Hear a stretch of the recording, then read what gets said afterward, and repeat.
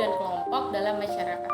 Istilah ini mencakup pengaturan yang stabil dan unik, di mana individu saling berinteraksi dan hidup bersama.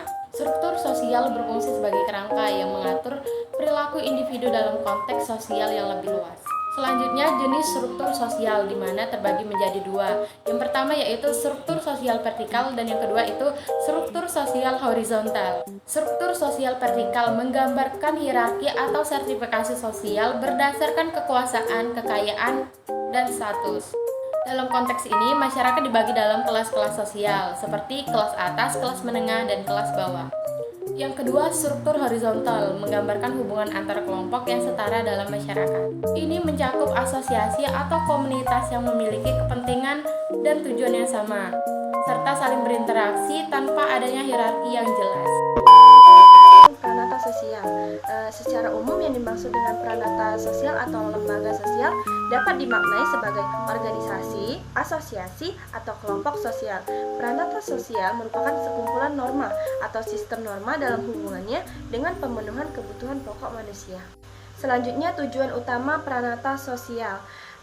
Tujuan utama pranata sosial itu ada 4. Yang pertama itu menjaga keteraturan sosial, yang kedua itu sarana sosialisasi, yang ketiga melestarikan budaya, dan yang terakhir itu mengatur dan menyelesaikan konflik. Pengertian proses sosial budaya. Nah, apa sih proses sosial budaya itu? Menurut Surjono Sukanto, proses sosial budaya dapat diartikan sebagai perubahan yang terjadi dalam masyarakat yang melibatkan interaksi sosial dan pengaruh budaya yang saling mempengaruhi.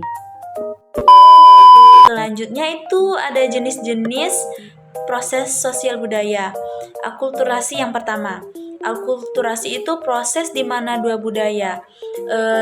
Akulturasi ini dua budaya yang saling mempengaruhi, seperti budaya asing datang ke budaya ini dan mereka saling mempengaruhi budaya satu sama lain. Yang kedua itu asimilisasi, proses di mana kelompok-kelompok budaya yang berbeda bercampur dan membentuk budaya baru, sehingga identitas budaya asli menjadi samar.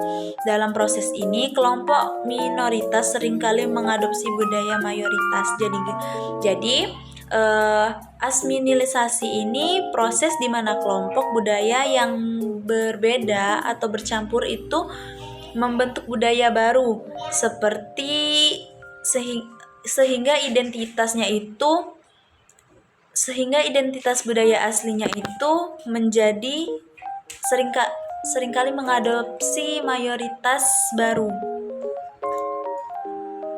Yang ketiga itu ada difusi.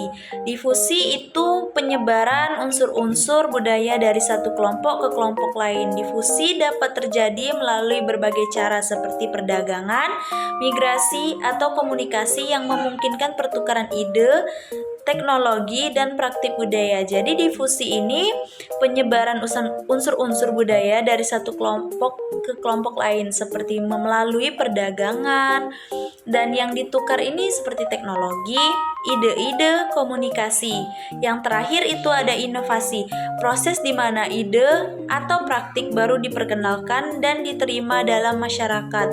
Inovasi dapat berasal dari penemuan baru atau modifikasi terhadap praktik yang sudah ada, yang seringkali memicu perubahan sosial yang signifikan.